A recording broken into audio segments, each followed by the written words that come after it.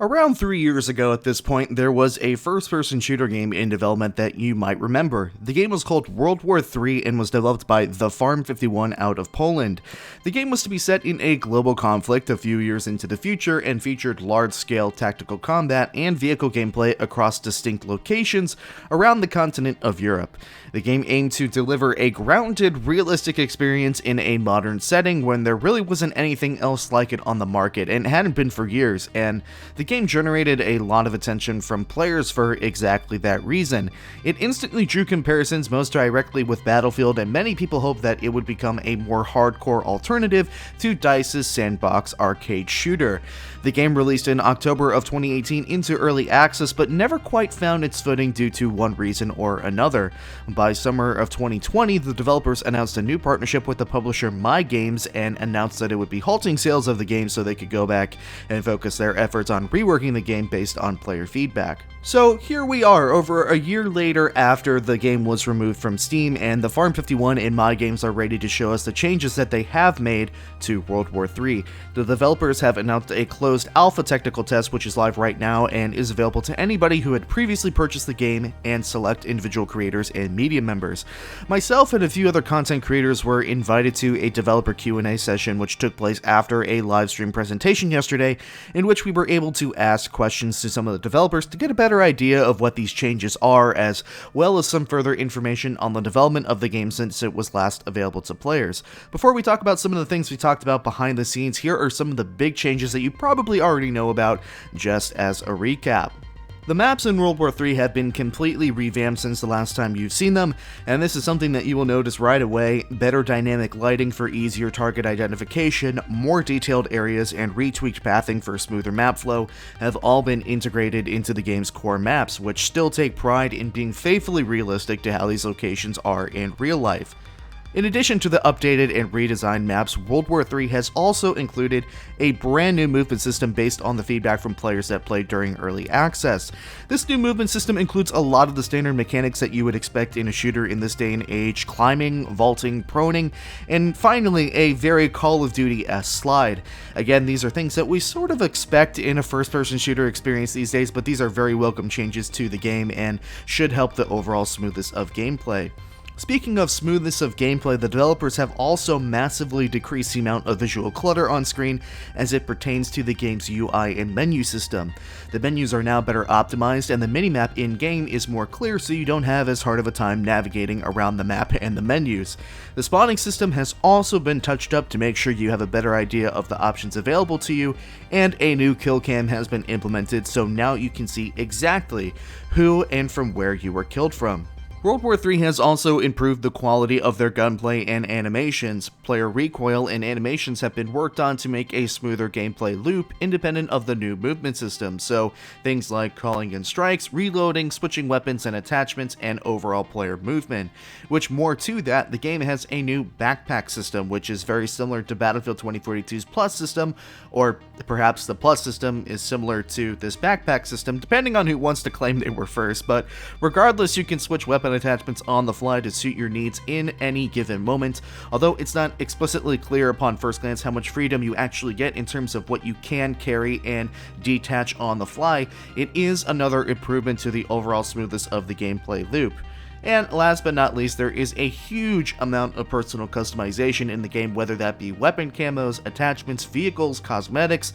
The developers have gone crazy in adding new personality to the game, and really cool, they used a 3D scanner to scan in a lot of the items that you can use in-game, so everything is as realistic as possible to their real-life counterpart.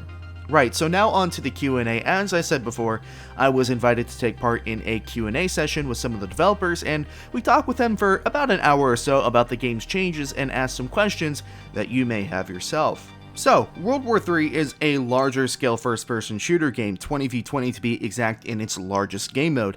As with every first-person shooter game that comes out these days, especially with these larger scale games, the question always comes up: will there be a battle royale in World War III? And the answer to that is no, or at least there aren't plans for a battle royale at the moment, which may either disappoint you or may be a sweet sigh of relief, depending on who you ask.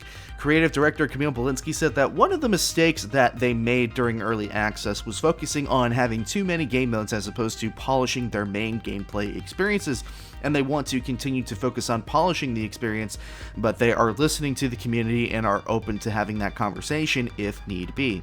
Cheating has become a greater and greater problem in first-person shooter games over the past few years, so what are the Farm 51 going to do about anti-cheat? Well, they are planning on using their own internal anti-cheat to help defend players against cheaters, which they say has been wildly successful in other titles that they have made and have partnered on. They are using their own build as opposed to a different anti-cheat so they can quickly and swiftly react to any big problems that arise, as opposed to using another anti-cheat which may be slower. How is matchmaking going to work in World War III, and is there going to be skill-based matchmaking? While they didn't get into specifics, the developers did say that there are a variety of algorithms that are working to make sure that you are being placed in good lobbies.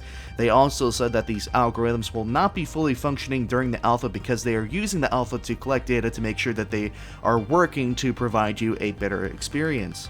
Does the game have plans of becoming crossplay in the future, and what about future content? Well, like with some of the other topics that we discussed, the developers really seem to want to make sure that they get their core experience correct first before they move on to luxuries such as crossplay or console porting. So if the game performs well on PC, then they will consider crossplay and console gameplay. But with that being said, the developers were excited to share that they do have a good bit of future content planned. They of course just couldn't tell us what that is. They did say that they have plans to have content for quote-unquote years to come.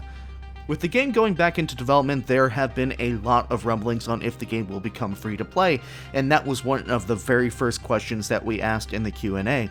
All they said was that the wait for this type of info will be over shortly, but they were very happy and proud to say that in any case the game will not be pay to win. So maybe you can form your own guess on whether the game will be free to play or not based on a non-answer, but at the very least the developers were very adamant that they do not want to monetize their game in a pay to win structure. Everything that you have the ability to unlock, whether that be cosmetics or new weapons, can be unlocked by playing the game. With Battlefield increasing their player count to 128 players for the next Battlefield game, the question was brought up on whether or not the Farm 51 would also consider increasing the player count in World War III, and they said that they actually experimented with this, raising and lowering the player count from 40 players, but in the end 20v20 was the sweet spot for World War III. And just a final point that I thought was interesting for today. At some point we got on the topic of studio size during the Q&A, and creative director Camille Belinsky made a very interesting statement that I thought I should share with you. Obviously, this game draws comparisons to some of the larger AAA games on the market, and it has from the very beginning, drawing comparisons most directly to the Battlefield franchise, which you've heard me mention a few times in this video, and me being primarily a Battlefield player and content creator, I see those similarities too.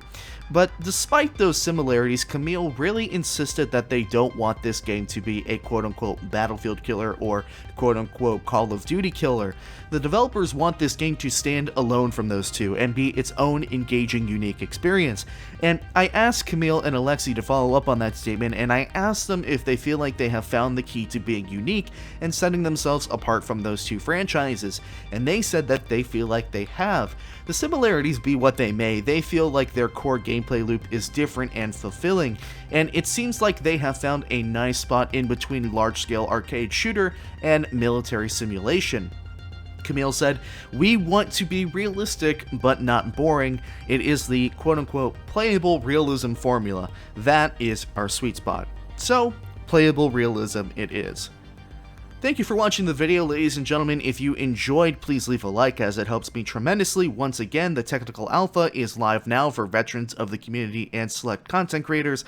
Once again, if you enjoyed this video, consider subscribing, and thank you so much for watching. My name is Catalyst, and I will see you all another time.